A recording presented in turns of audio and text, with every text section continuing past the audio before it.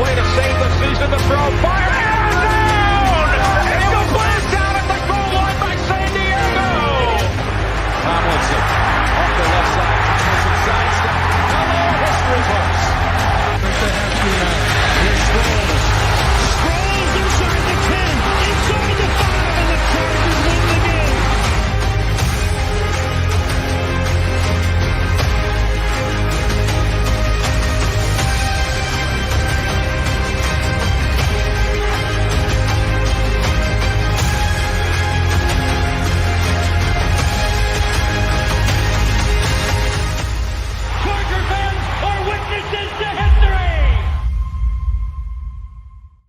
Man, that intro is still so good. I don't think we'll ever change it. It's just too good.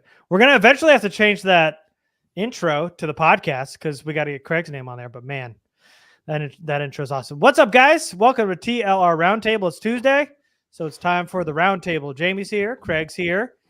Jamie's a little under the weather. We hope he feels much better. I feel terrible that he doesn't feel good. A collective awe, and we hope you feel better, Jamie. So we do love you, and sorry you're not feeling all that well. Now he's mocking me.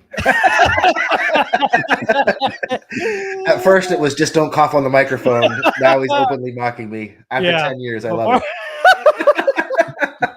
it. Before we got on mic, he said, I'm not feeling good. And I said, well, don't cough on the mic, which I didn't mean like I don't care that you're sick. It was just more like, hey, if you got to mute it, feel free. But here I am going full sad on Jamie for his sickness. So what's up, guys? TLR Roundtable here. We got Twitter questions. We got Discord questions. But first, I guess we got to get into I see in the chat, Probable Flaws is back from last week. And I guess we can get started with that. He said, and so a little context, during After Hours, Probable Flaws didn't take a shot, but was asking us why we were teasing stuff and not saying anything, and kind of insinuating that the Discord, we were kind of like plugging the Discord just so. What was it exactly? I'm trying to remember. It was what like, he was saying was it seemed like we were hinting at inside information that, and we weren't explaining it on the show, so it felt like it was an inside joke for certain people, and he just was wondering why we weren't sharing it. Right. Okay. So so one of us unintentionally said something about, it says here in the comment that it was Jamie. It might have been me. I don't know. No, it was unintentionally. It was okay. So unintentionally, Jamie said something about a joke that was kind of just offhand, and it wasn't meant to be anything. But apparently, there were a couple people who read into it. So Probable Flaws. He's here to clarify now, because we said, hey, I don't know what I said or anybody said. Feel free to jump in.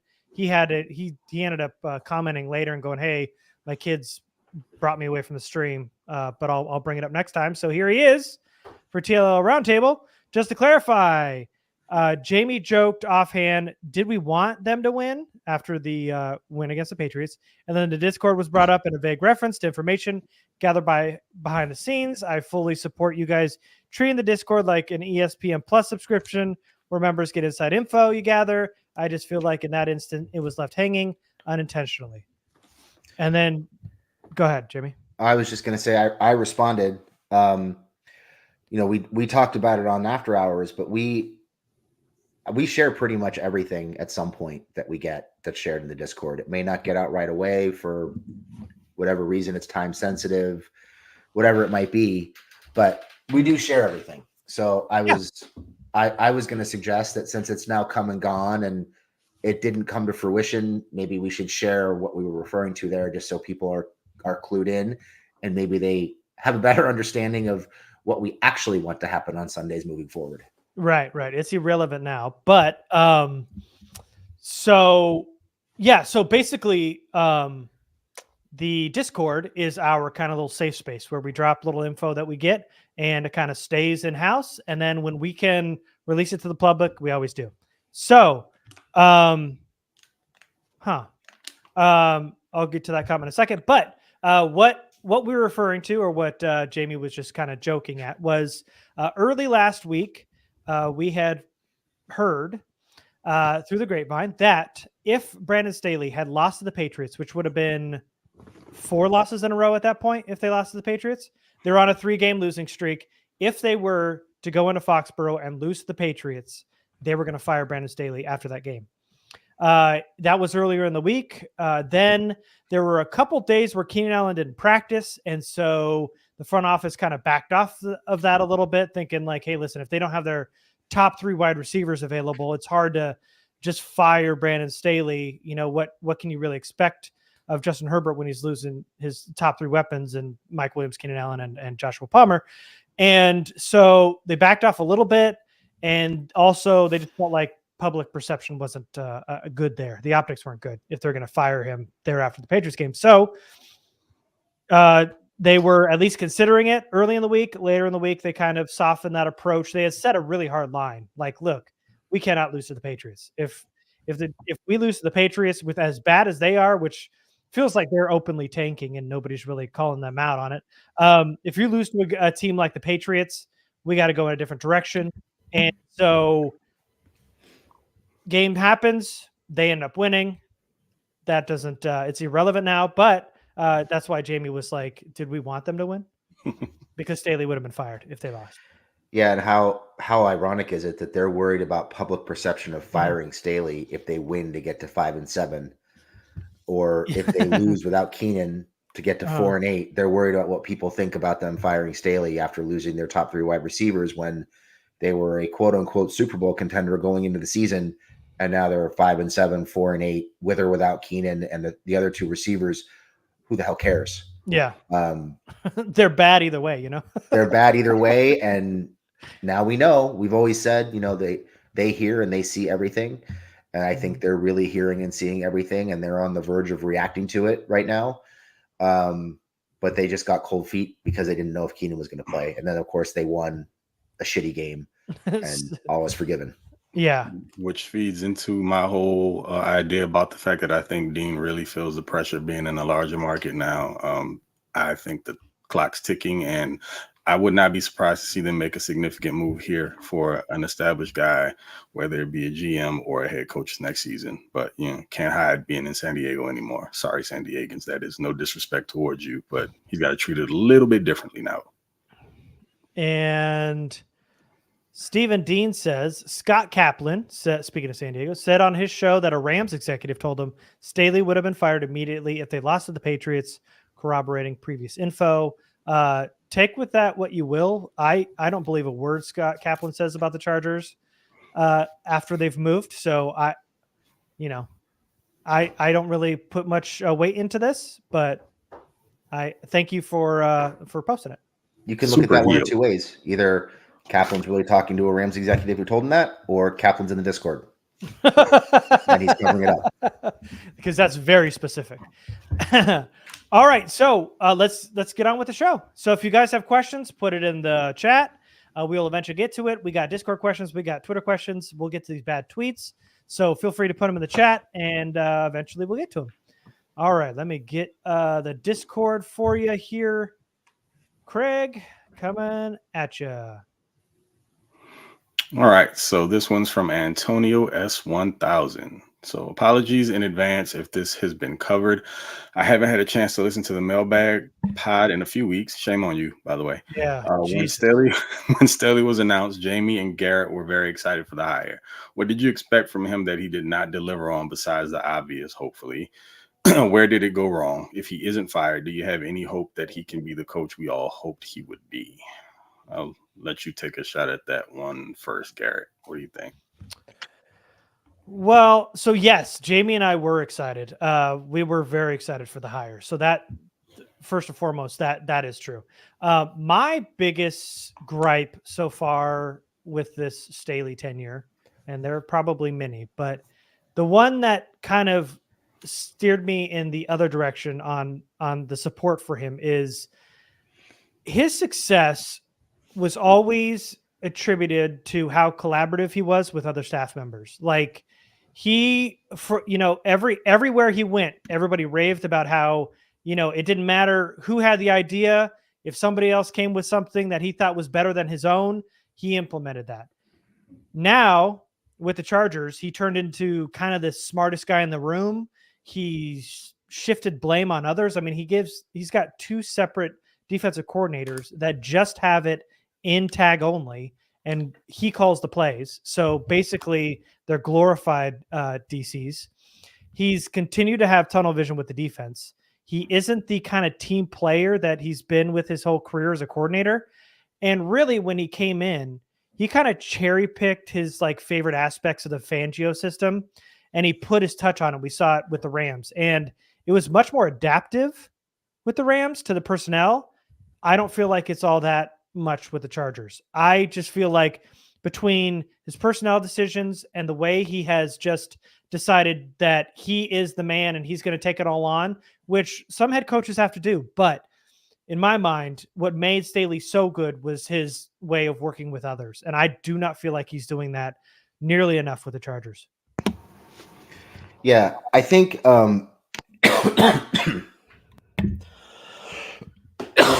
sorry. I think Garrett hit on a couple key points. The big one for me is that he was more adaptable. Anything that you read about Staley before he got hired was, no matter where it was, whether it was the Rams, whether it was John Carroll, whatever. Bears.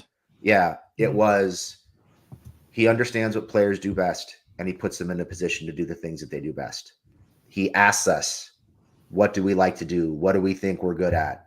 And then he schemes ways to make that happen. And it just doesn't seem like he's been doing that with the Chargers. At times you'll see it, and usually it's when his hand is forced. It's when guys are hurt or out for whatever reason, and he's down to bare bones, and he has to simplify things to make it work. That'll work, and then guys come back, and then he goes right back to what he was doing before. And I think that's one of the biggest disappointments for me, was I don't think we got that adaptive, leaning on what the players do well kind of Staley. And I think the other thing too is, Staley was he was reading about him, because we do a ton of research on coaches, when we're doing our pods leading up to guys getting hired and even after they get hired. And reading about him, he was a very relatable, very easy to connect with human being, just because of his background. The cancer that his mom went through, the cancer that he went through, the way he worked his way up. Everything you read about him from former players at any level was just glowing about how he loves his players and how his players love him. And it's like a family atmosphere. And it just seemed like it was a really good culture shift. And he was going to be able to develop a culture that players could thrive in. And it just hasn't happened that way. And I think, I don't know how many people watching this show here, ever watched professional wrestling, but for me, it's kind of like, you talk about wrestlers that you enjoy watching, and you talk about guys who you can relate to and connect with, and there's a good story, and people that you can emotionally connect with. And that was Staley. It was really easy to emotionally connect with him. And now it's getting harder to do that, just because of the, smartest guy in the room vibes, and snapping back and not adjusting and not sticking with things that work once he finds them. It's just getting harder and harder to buy in and to have that emotional connection with the way that he's conducting himself. So would you say that Staley was a babyface and now he's doing his heel turn? Is that how you would attribute this to wrestling? I think he was a babyface when he came in. I wouldn't even say it's a heel turn. I would just say the story ran out and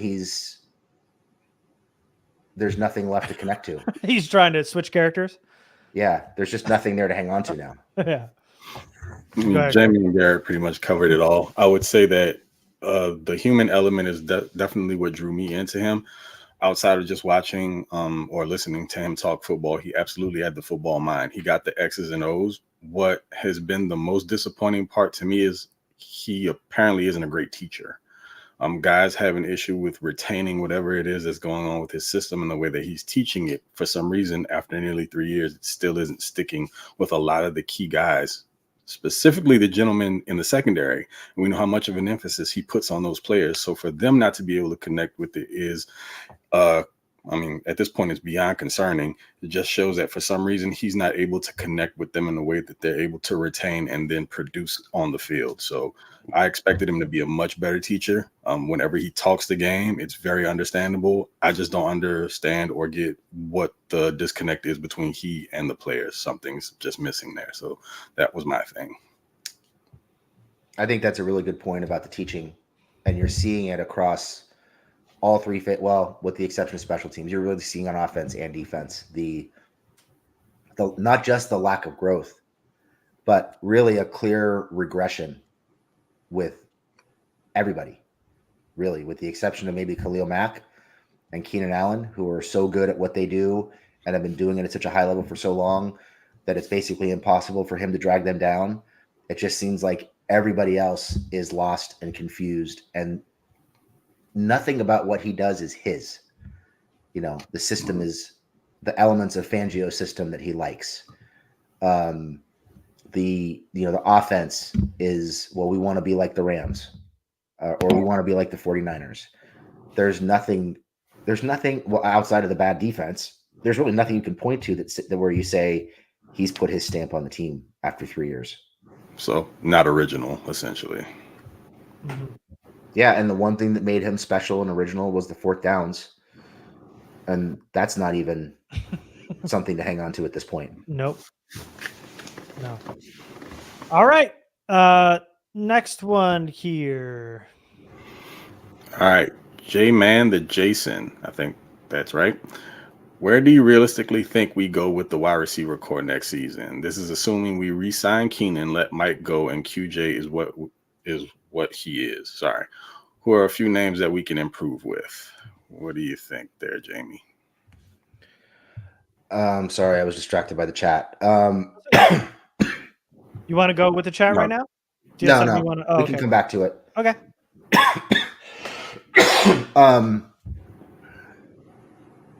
Well, I think the wide receiver core next year, more than likely, is going to be Keenan, Palmer, QJ, Davis, and maybe one or two people they bring in from the outside.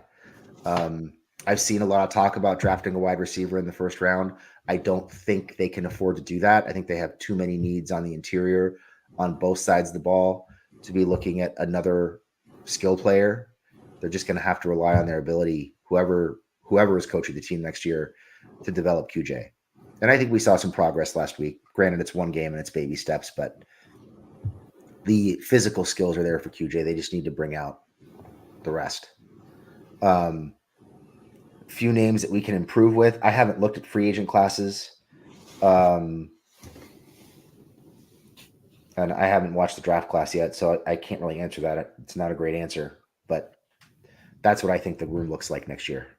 Can we say Marvin Harrison Jr.? I mean, if they're drafting in the top five, pretty good name. Yeah, Keon Coleman. Yeah, you want a name? The only, off the top of my head, the only names I can think of that, like, and this was early in the year, was T. Higgins, Hollywood Brown, Curtis Samuel. But I mean, the point is, like, if you're letting Mike go, why would it make sense to sign a free agent wide receiver and then pay them top money? Because I think because it's a really like middling wide receiver class in free agency. So why would you pay those guys more than they're probably worth at this point? Because they're going to go on the market. Why cut Mike and then sign one of those guys? They're going to be strapped for cash as it is. So there might be like a vet wide receiver signing, but they got to go wide receiver early in the draft again, because you just can't rely on QJ to be wide receiver 2 behind Keenan in this scenario. If you re-sign Keenan, that might go. Well, I was going to say, this is kind of where you put yourself in a bit of a pickle because you spent so much money in that room. We're just assuming that Mike is going to be let go. So it's definitely going to be about development in that room. And this is probably going to be the position that you see the least, I'm not going to say upgrading to. It's going to be more of what you've seen minus Mike. And so that means QJ is going to have to take a big step and Palmer is going to have to continue to ascend. And then we also know that health is always going to be a thing within that room. So I don't necessarily see them bringing in a high level contributor at wide receiver, but here's the good news, Jamie. in the draft, apparently as of right now, from what I'm seeing, someone might actually be available maybe late second, thirdish round that we liked last year because he didn't have a fantastic year this season, and his name's kind of fallen by the wayside, and that's Jacob Cowing out in Arizona. So still another smaller guy, but definitely a game breaker as a wide receiver and somebody they can throw in there into the mix. I mean, heaven knows if they'll be utilizing him properly, but also if you have a different coaching staff and people who understand how to use players to the best of their ability, you might actually have still a more loaded wide receiver room with guys with different skill sets that you can kind of meld together and create some explosives with your big time quarterback. You're muted, Jamie. The other one that could be a possibility, if they say they're in the top 10 and they trade back to like the middle of the first round or late first round, and I'm blanking on his first name, but it's the Neighbors kid from LSU. Malik Neighbors. Malik Neighbors. That kid can play. He's everything a lot of the draft analysts thought Kayshon Boutte was coming out this year. He can actually do all those things. Yeah, that's one of my guys right there. I'd be just depending on where he were to fall. I definitely see him hovering around the top 10 range. So it's definitely a name that could be on that list, but it just depends on what's available at that time. Because I am also of the mindset that they need to pay very close attention to the trenches, particularly on the interior defensive line. So they may have a tough decision to make based on who falls to them if they're still in that range. Yeah, and speaking of wide receivers, Nathan Harrison here, drafted wide receiver in round 2 or 3. Yes. And yes to Eddie Dale saying draft a wide receiver in round 4 to 7. Yeah, all of it, because they're going to need quite a few bodies there in the wide receiver room. Did you find some questions in the chat, Jamie? There was one, and I'm kind of hesitating to bring it up, but we'll throw it out there because I do think we need to address it. Let's do it.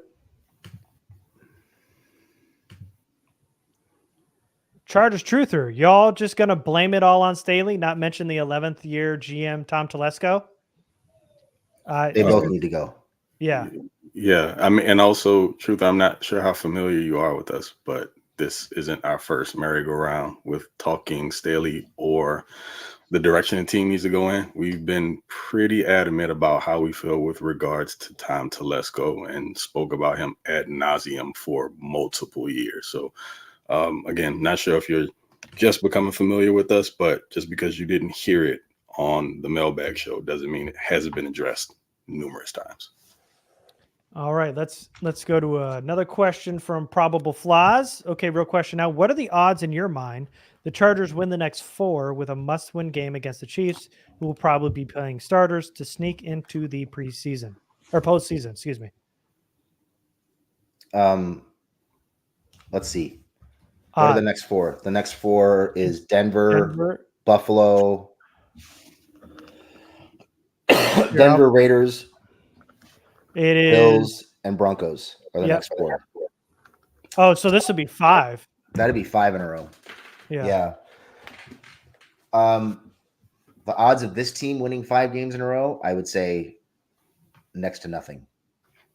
Well, it'd be 6 in a row considering the win last weekend. But if you're looking at the next 5 games as a way of getting into the playoffs, I would say like the chances of them winning the next 5 games are nil. So you're putting the odds at 0%? Very, very low. Let's say somewhere between 10 and 15%. Okay. Craig, are you higher or lower? I mean, I wasn't going any higher than 10. I was going to say 15 off the top of my head. So yeah, Craig is 10, Jamie's 10 to 15, and I'm 15. Yeah, just to be totally blunt, like the defense is not consistent. The offense is not consistent. Herbert's having his ups and downs. They have no receiving weapons. We don't know if they're going to get Palmer back. They still have to contend with Staley calling defensive plays against the Bills, against Sean Payton. Twice. against the Chiefs, even with their backups, we've seen this team have a hard time beating the Chiefs with backups. So, I mean, yeah, this team is not good enough, healthy enough, well coached enough, consistent enough to win the next 5 games. In my opinion, I would not let a 6-0 win over the Patriots fool you into thinking that's a possibility. And I'm going to have to see them win at Mile High before I believe it. Yep. All right. And all those teams, by the way, are playing pretty well. I mean, the Raiders are playing well under Pierce. The Broncos seem to be peaking. The Chiefs always play well, and they seem to be getting past their wide receiver issues. I think the Bills are a team the Chargers can beat because the Bills don't run the ball particularly well, and Allen's been turning the ball over quite a bit, but there's at least 2 or 3 losses in there, I'm sure. All right, here's the third question from Discord. Russ99. Herbert's decision-making was not especially good today, so last Sunday, of course. Do you think he's losing ground at being able to make calls and read defenses at the line this year with more compared to last year with Lombardi? Or is the lack of weapons a bigger issue with key players out? What do you think? What do you think, Craig? I think, honestly, there is a bit of he's a little stagnant with Moore. I'm not sure how much of that has to do with his understanding of what Moore wants, but it does feel like the level of autonomy at the line of scrimmage hasn't progressed to where it should be at this point. I've seen him check out of a couple plays here and there. It doesn't happen super frequently, but also it still is the first year within the scheme. So I don't know how much you can actually expect from that. But yeah, being down your number 2, number 3 wide receivers sucks. Also having a running back who was a weapon in the passing game being everything except that this year probably hurts your development a tad bit as well. So if I had to pick between the two, I would say him being deficient where weapons are concerned, because, I mean, you can look around the league right now and there's a certain quarterback out in Kansas City who's having issues because he's, quote unquote, lacking weapons as well. So you understand that players matter. The scheme can be really, really good, but you also have the guys that can execute it. And right now the Chargers are lacking in that department sorely. So I know that we all look at Herbert as being or having to be Superman every week. But when you're talking about a guy still in his first year with this particular offensive scheme and making all the adjustments where those are concerned, and also having to combat not having, I mean, at least some or majority of the guys that he would normally distribute the ball to, I'm going to have to side with the weapons being more of an issue at this point. I think it's a weapons issue. I also think this goes back to something Craig brought up in the Staley discussion, which is a teaching issue.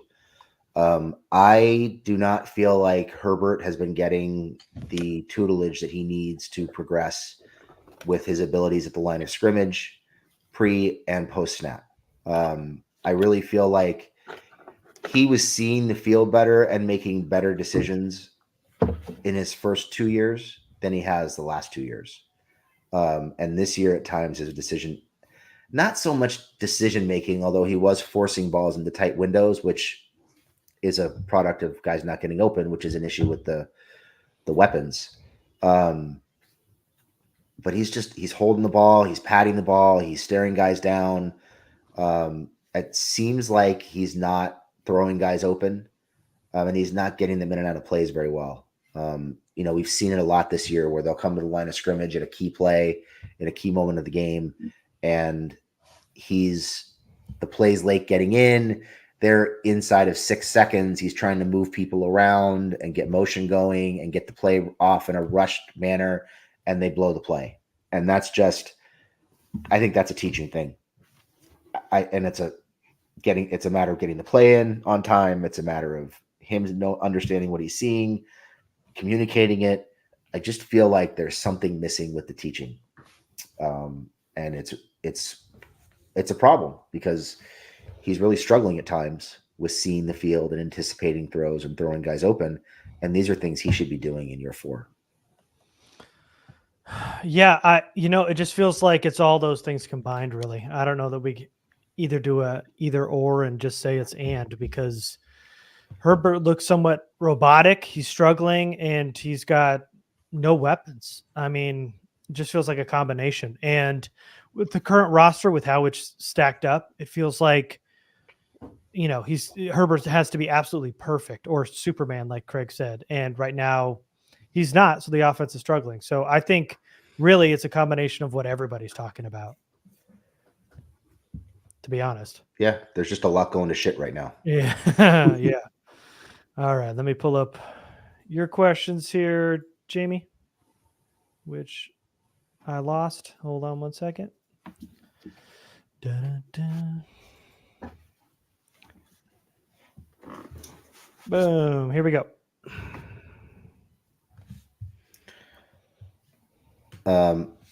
Looking at the state of the wide receiver room and knowing Herbert is only comfortable with wide receivers he trusts, would it make sense? I've got something blocking. Is it me? Can you No, see that? there's something from YouTube popping up in the screen that's blocking me from being able to see. You want me to read live viewer count. You want me to read it for you? Yeah. Okay. Looking at the state of the wide receiver room and knowing Herbert is only comfortable with wide receivers he trusts, would it make sense to do what we could do to bring Williams back next season, even if it meant losing other names such as Bosa, Lindsley, SJD, Kendricks, etc.? Thanks. Did you give me the name so I would read this dude's Twitter handle? Is that why you did this? Big Daddy E is who sent this question in. Yeah. I won't shy away. Are we sure this isn't after hours? Hey. So what do you think, Garrett? Well, I mean, the issue is if you're going to keep Mike Williams just outright, his cap hit is like almost 32.5 million next season. They can't afford to keep him at that price tag if they want to compete next season. But I mean, in terms of letting those names go, Lindsley's probably going to need to retire. SJD isn't really living up to expectations at this point.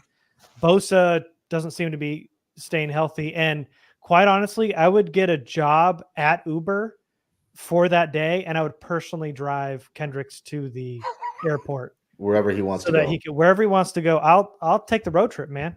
If he wants me to drive back to Minnesota, I'll take him.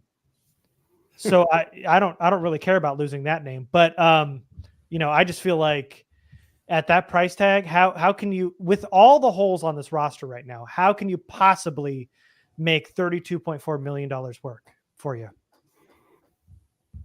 Yeah. Craig, what do you think? I mean, a bunch of those names are going to be gone anyway. So yeah, probably. Yeah, if not all of them. But here's the thing about bringing Williams back. Are you willing to commit that much coin to a wide receiver who can't stay healthy and then you find yourself back in the same situation you're in this year?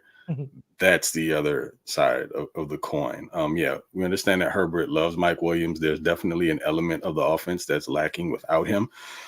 And he, at this point in time, is really the only other wide receiver that Herbert trusts. I mean, I guess you could throw Palmer's name in there, but Mike was absolutely number 2. And when Herbert needed a big play, he would just toss it up to 81 and see what he could make happen. It's just not wise from a cap standpoint, number one, but secondarily because the guy can't stay on the field. So it would be really irresponsible to invest that much money in a wide receiver that you can't even count on to be available for 60-70% of the year. So, or only for 60-70% of the year. So I don't think it makes sense to try to do it. Yeah, I think you guys basically hit on all the points. And the first one is pretty much all those guys are going to be gone next year anyway. You're going to have to make a choice between Bosa and Mack. And right now, I think that's a pretty easy choice. The guy who's leading the league in sacks. Yeah, I think that's injuries, production, availability, leadership, all that stuff. Good against the run and as a pass rusher. I don't see how you don't find a way to bring Mack back. Whereas Bosa's never available. He's got the penalty issues. Who knows if he's going to keep playing? I mean, he was so emotional after he got hurt a couple weeks ago in Green Bay. Who knows where his head's at right now? He's never struck me as a guy who needs football to feel complete or even cares about being famous. He's made his money. Lindsley, I mean, we don't know what's going on with Lindsley. We know it's some kind of a heart-related health issue. We know that much for sure. Otherwise, I mean, it seems just based on the lack of reporting, it just kind of seems like he might retire at the end of the year. Yeah. SJD, I think they've got a ripcord on his deal. I would not be surprised if he's gone after this year. Kendricks should not be back by any means. And you've got other guys that you have to look at too. And they want to keep Keenan, and you can't keep both those guys. And the final point is with Williams, I believe he's in the last year of his contract that he signed a couple years ago. Or maybe there's 1 year left. It's 1 year left. Yeah. It's 1 year left. Mhm. So he's going into the last year. Which means in order to keep him, you have to extend him, which does mean it does give you the opportunity to reduce some of that cap hit by spreading money around, but it also means new guaranteed money, a lot of new money, most likely. So I don't see how you can keep Williams and Allen. And I think if you have to choose, who you choose just based on availability and production. It's kind of like Mack and Bosa. It's a pretty easy choice, in my opinion. Yep. Age before beauty this time around, guys. All right. Question number 2. You want me to read it, Jamie? Yeah, I still can't Okay. see the whole thing. All right. Question number 2 from @SellTheChargers. Would you rather the Chargers go to the Super Bowl with John Spanos this season with the current roster and not guaranteed to win, or have John Spanos fired this offseason and Dean finally hand over the reins over to someone who knows what they are doing? Craig? Man, get John out of here. I mean, if you go to the Super Bowl and there's no guarantee we win, it's just something he can update to his resume and make himself look like he helped to push the team forward to get there. So he'll parade that around for everyone to see on the internet. But nah, man, if there's an opportunity to have John removed altogether, like if he just was like Liam Neeson taken for some strange reason, I'd be perfectly fine with that. And then let's see what we have going forward, because I think someone with a real football mind who can come in and get the job done has a very fair opportunity to get the Chargers in contention again. Whereas if you said we would be guaranteed a Super Bowl, I might feel a little bit differently. But if it's like a 50-50 proposition, nah, man, I'm not taking those odds. It's John Spanos, so it probably becomes more like a 10-90 proposition where they absolutely lose it. Yeah, I mean, if this team somehow made it to the Super Bowl, they would get humiliated by the 49ers or the Eagles. And we'd still be stuck with Staley, and we'd still be stuck with Spanos. Neither one of those guys is going anywhere, and they're probably never getting back. I'd rather bring in somebody who knows what they're doing, and rebuild the team the right way, and have maybe a 5 to 7 year window where they've got a shot at making a couple AFC championship games and a Super Bowl. That's my call. I also feel like even if the Chargers go to the Super Bowl, that also means you're extending John Spanos' lifespan with this team. Yeah, he's never going anywhere. And then Staley, you're guaranteeing at least 3 or 4 more years. Yeah, a coach that goes to the Super Bowl, they're going to drag that along for 3 or 4 more years. And Spanos, John's going to be in there forever. Like if he gets to the Super Bowl, you'll never see him out. Now let me give you a different hypothetical. You could Chargers win the Super Bowl this year, guaranteed Super Bowl, and Dean Spanos leaves, or what's the opposite? No Super Bowl and Dean stays. Everybody gets fired. Super Bowl. If you win the Super Bowl, Dean's gone, and John's gone. But if you now I messed up my own question. Yeah, I would say that's the best of both worlds, man. Then you win the Super Bowl you win the Super Bowl, but it's like my firstborn all over again. Okay. All right. Hold on a second. Super Bowl, but Dean Spanos stays and John stays, and they're guaranteed 10, 15 more years. You're talking Super Bowl win. Super Bowl win. Yeah. Or they lose. And everybody's gone. And everybody's gone. Would you take the Super Bowl over the owner or the owner over the Super Bowl? Basically is what I'm really trying to get at here. And I'm sorry that I messed this up. I hate you. Mangled it. I mangled it. I mean, The reality is we're probably never getting rid of the Spanoses anyway. So if it's a Super Bowl win, you kind of have to take it. It's true, man. I mean, and you Just take the ring. You don't just get to Super Bowl. It's not an annual thing for teams, man. That's why they fight so hard to get back. Very few are able to get back within just even our lifetimes, man. So if the Chargers, you're telling me the Chargers are guaranteed a Super Bowl, I need one before I die. So Yeah, I take it, man. It sucks to say it, but for the betterment of the fan base and all of our enjoyments and like some sort of retribution for all of the pain and suffering we've had to endure for years, give me at least that one. I want to understand what Saints fans feel. So, yeah. Okay. All right. Dean stays. Last question from @KaiBigBettis. If you could only fire one of Telesco or Staley this offseason, but the other had to stay, would you keep and who would you keep and who would you send packing? Basically, Staley and a new GM or Harbaugh and Telesco. Which one are you taking? That's easy. Yeah, I know. I take Harbaugh and Telesco because Harbaugh's calling the shots in that situation, in my opinion. Yeah.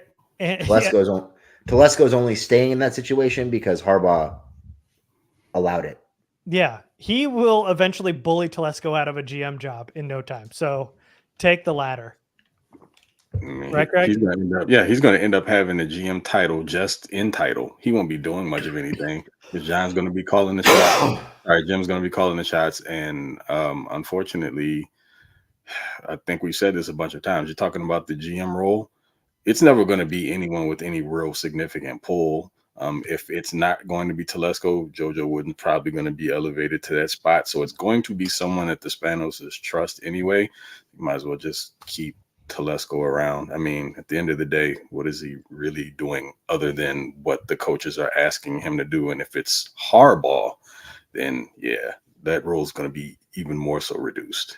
Just has to serve as the go-between between Harbaugh and John, because I don't think John's ever going to want to sit in a room and have a physical conversation with Jim Harbaugh. I don't think that's going to happen too often.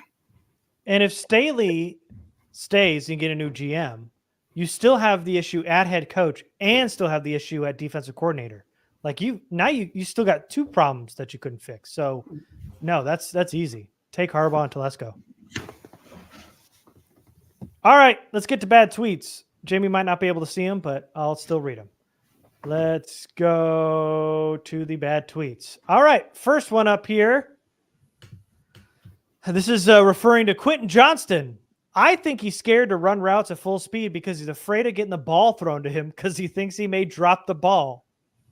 This person's opinion is that he's still a child that is learning how to catch. Well, what's bad about that? Do you think he hasn't? So are you saying you think QJ is scared to run routes because he's afraid to get the ball? Like he doesn't even want to get the ball at this point? No, I was being sarcastic. He's not afraid to run routes. He's just a really bad route runner. But I do think he's right now, maybe he's starting to get over it. But I think the last few weeks he was afraid to have the ball thrown his way because it's so in his head. It's clearly it's a mental issue. Well, there's definitely a mental issue for sure. Not that he's mentally ill, but that he's afraid. That's what I mean. He's allergic to the football. Yeah, this is what I mean. Yeah.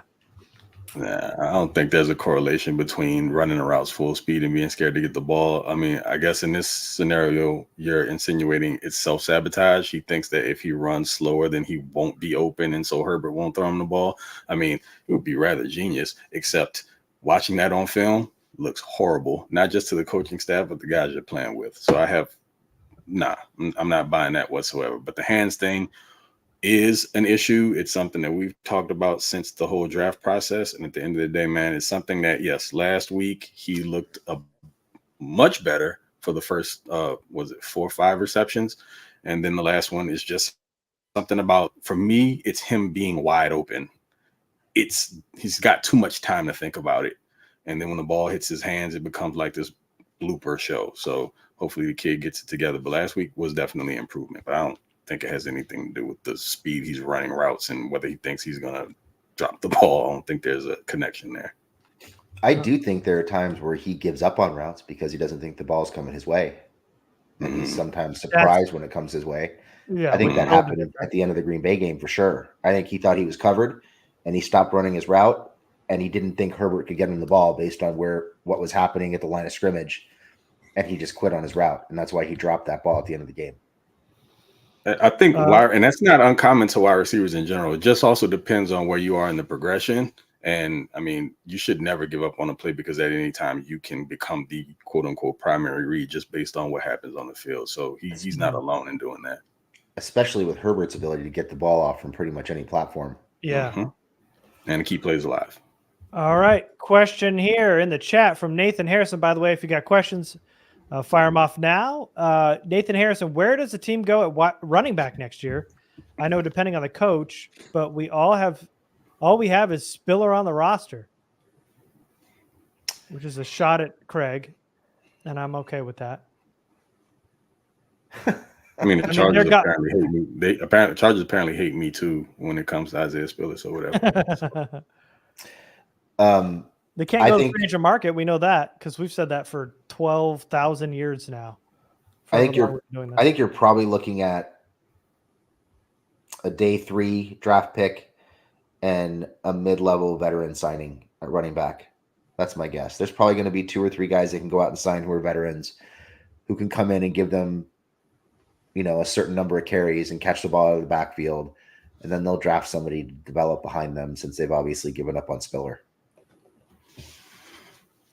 Here's my question about that, though. If we're saying the new staff comes in and they are committed to running the ball in more of a power scheme, and we know that Spiller, just by size, frame, what he showed in college, is able to do that, does the new coaching staff give him another opportunity? Because this is a 4th-round draft pick we're talking about. I'm not just saying this because it's a guy that I like. Just realistically, we're talking about a guy that you spent pretty decent draft capital on and was one of the top backs in that specific draft class.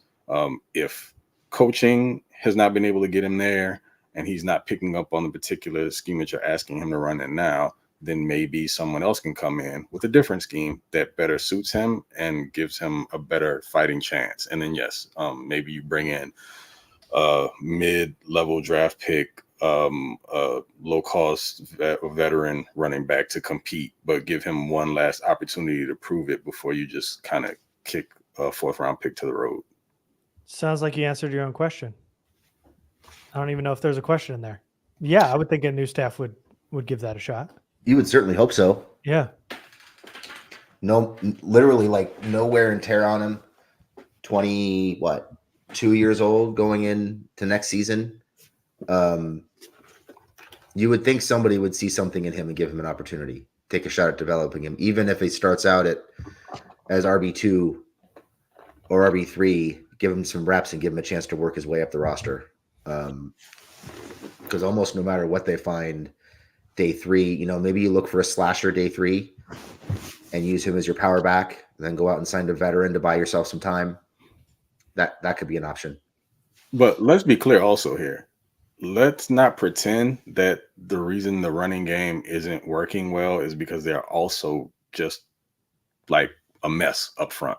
So you can get the best running back you want, but if you're not getting that upfront situation together, specifically in the interior of the offensive line, if that's not resolved, then it doesn't matter who you draft or who you sign, you're still going to have issues running the ball. So that has to get shored up, and I think you see a bit better performance from whoever you have in the backfield.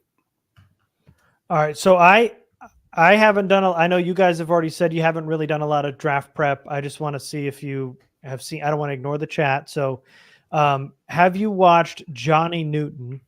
Eddie Dale Jr. says, would you guys hate drafting Johnny Newton because in the Staley area, the Chargers have built up their best defensive line ever? I don't know. Ever is the right phrasing, but I would not agree with that at all. But would you hate drafting Johnny Newton? I don't know who that is. I don't know who he is either. I don't even know which team he plays for, which college. Craig? I feel like all I know is his name's too close to Jimmy Neutron, and I would call him that like 10 times a season. Well, I mean, Johnny that helps with content. So, but let's see. If not, it's okay. So then Casey then asked another draft question. Are there any day one running back picks this year, or is it too early to tell? I haven't watched, but I definitely wouldn't. I wouldn't draft a running back in the first round. You guys? I would not take a running back before the 4th round, probably. No. And it's Jazir Newton, by the way. Oh, is Or that Don Newton. It's a kid from Illinois. Illinois? Yeah. Illinois. Yeah, it's the Illinois Yeah. guy. Yeah, okay. So when we're talking about an interior disruptor, that's kind of what I mean. So he would be one of the guys that are probably going to end up really high on my list when we do our draft stuff this offseason. But I like him. If he can stop the run and he can get to the quarterback from the interior, then that's somebody that needs to be on your list. Mm-hmm. Yep. But haven't watched him yet. All right. Bad tweet number 2. So for context, if you guys saw the video, Alex Erickson got the game ball, and in the background, you can see QJ there with the kind of frown there, little smirk. He was shaking his head in the video.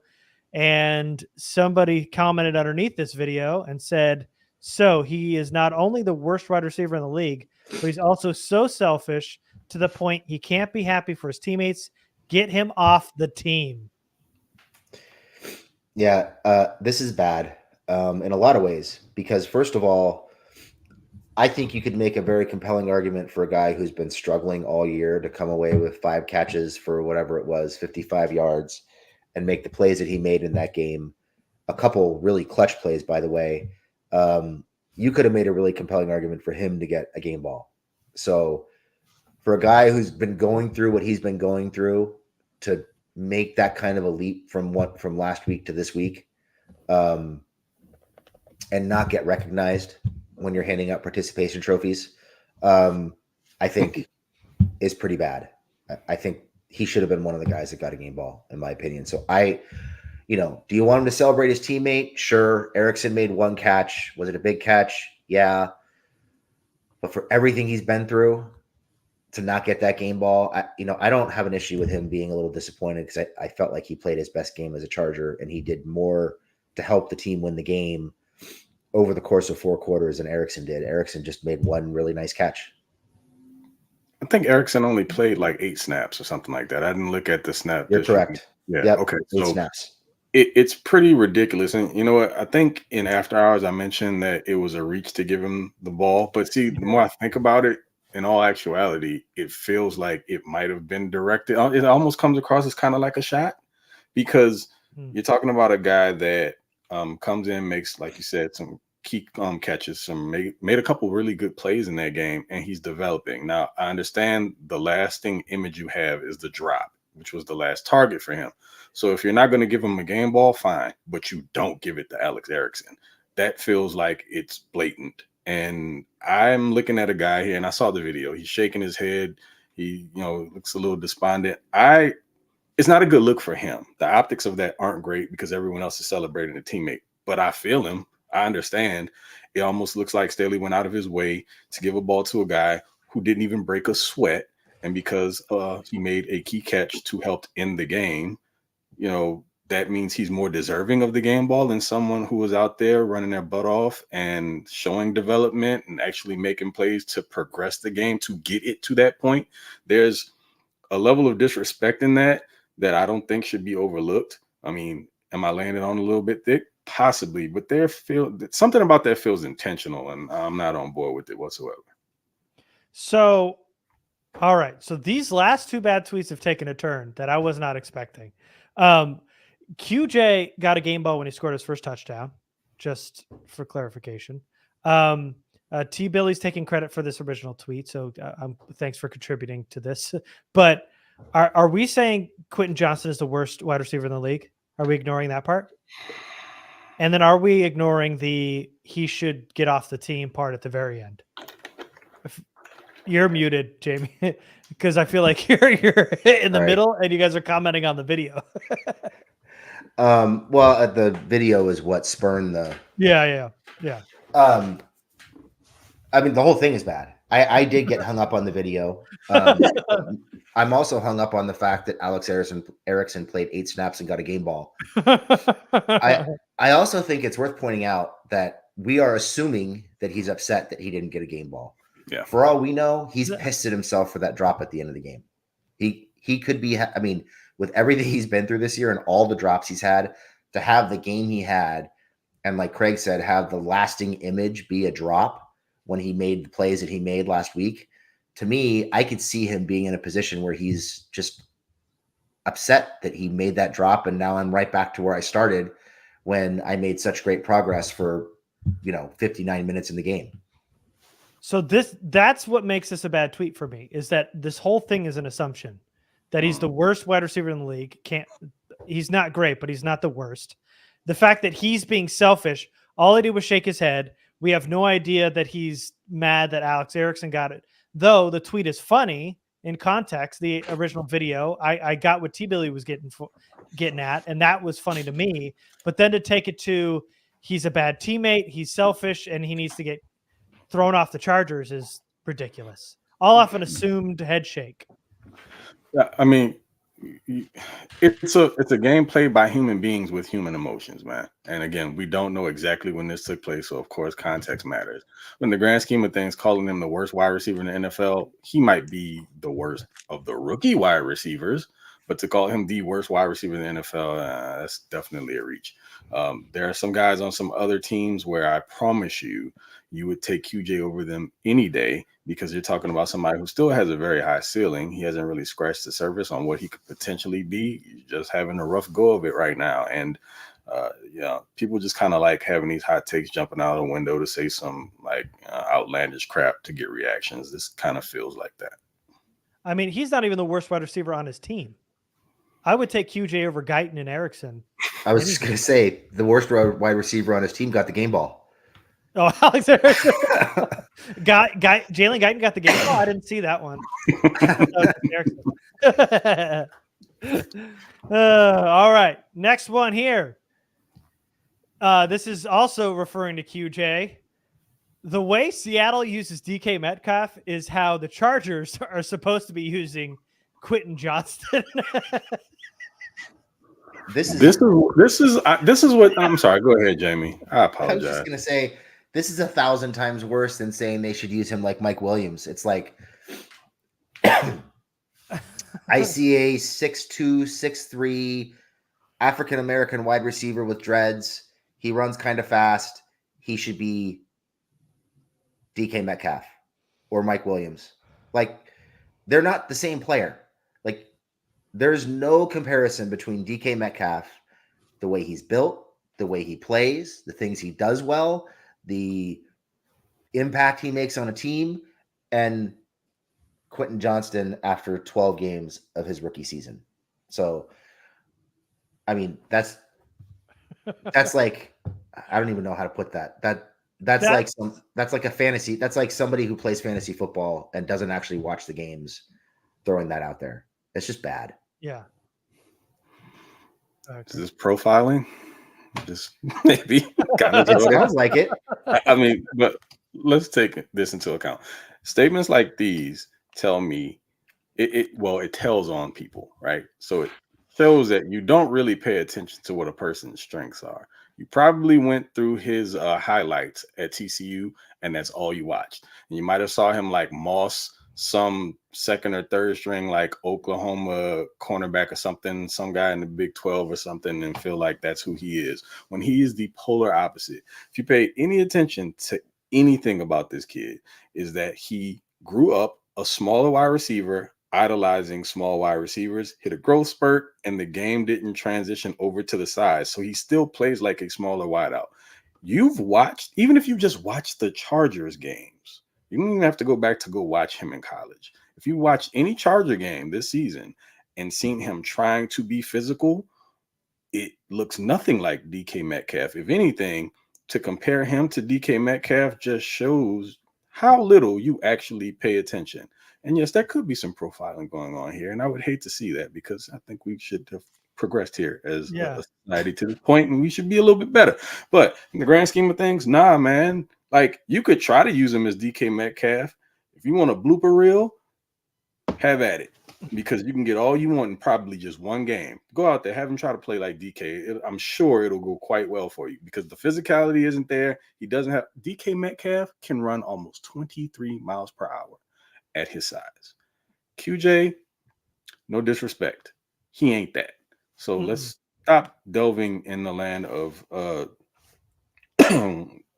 grandiose ideas and imaginations, man. Just the kid needs to progress and do what he can do, which is a run after catch guy, give him the ball in short areas, make people miss. But he ain't trucking anybody, and he ain't really dunking on anybody in the air, getting the ball over him in contested catch situations. So give it up. Yeah. So put aside, that they look, you're basically comparing because they look alike. Their skill sets are nowhere near close to each other, but also DK Metcalf is really, really good. That's why Seattle uses him the way that he is. It's because he's good. It's like saying Kenneth Murray could be better if they just used him like Fred Warner does in San Francisco. It's because Fred Warner's a really good football player and Kenneth Murray isn't a good football player. So saying that DK Metcalf and QJ are the same are not, because DK is a good football player and that's why he's so good. And that's why Seattle's using him that way. So this is all ridiculous. None of this. Yeah. And even if they did and ripped play for play of Seattle, like Craig said, you would not get the same result at all. You'd also need to catch the ball first, but just results wise, you're not going to get the same. And, Craig mentioned DK runs 23 miles an hour. He also happens to be built like a cruiserweight boxer. Mm-hmm. Whereas, QJ is built like a high school kid. So there's some differences there. For sure. All right. We usually do 3 bad tweets.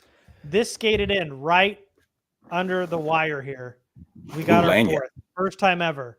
We got a bonus because it was just so good. From our old friend, Braden Fehoko. Simi Fehoko is wide receiver 2 behind Keenan Allen. It's okay to talk about it. How about we talk about the fact that Fehoko got cut just a couple hours ago? What do we know what the time frame was between? Is this tweet still up? Between this tweet and Simi getting cut? It was still up this morning after he got cut. But the timing of this is absolutely beautiful. And no, I don't know the timing of this. But are you looking it up, Craig? I was just about to. I am. All right. Craig, you let me know the timing of this because Simi got cut this morning to make room for JT Woods, for those of you that don't know. And I'm going to look up that time. And how do you feel? Jamie, tell us how you're feeling about this. I mean, this is why people should not listen to Braden Fehoko. Yeah. And why he should probably stop tweeting. Yeah. Simi Fehoko is wide receiver 2 behind Keenan Allen. Okay. When was the last time he was active? Dallas? Maybe? Maybe. I don't remember the last time he was active, let alone on the field. So, it's pretty hard to be the wide receiver 2 when you're inactive every week or on the practice squad. So I get it. You want to support your family and you want to prop up your cousin? Are they cousins? Yeah, I think so. I think it's cousins. Yeah. But let's live in the land of reality and understand where Simi is in the pecking order, and which is not unlike where Braden Fehoko is in the pecking order, to be honest with you, which is nowhere. It looks like this is just a little less funny now, because unless what I'm seeing is incorrect, this was a tweet from November. Okay. Well, early November. It's still beautiful timing. I mean, the comedic timing of this is great. He probably tweeted that out right after Dallas he scored the touchdown against Dallas. Yeah. A couple weeks later. Yeah, and I don't have a problem with Simi. I have an issue with Braden, but Eddie thinks we're being barbarians by going after Fehoko, which I don't think so. Fehoko's a chump. Yeah. Not Simi, Braden. We're talking about Braden. We're not going after Simi here. He's just a guy who's trying to hang on. Yeah. Braden is a chump whose lips never stop moving. He's always talking. He's always saying something stupid. Never learns his lesson. I know people like him because he's got a good personality and he's fun, but I think the guy's proven to everybody who he is at this point. Yeah, especially if you're trying to get inside information from him. Oh, That's for couldn't sure. resist. I could not. And we're going to duck out of here. Thanks, guys. Appreciate you. Thanks for joining TLR Roundtable. Make sure to follow us, subscribe everywhere you get your podcasts, videos, everything else. We'll see you in the Discord, and we will see you for after hours after the Denver game. We will see you next time. Thanks, everybody.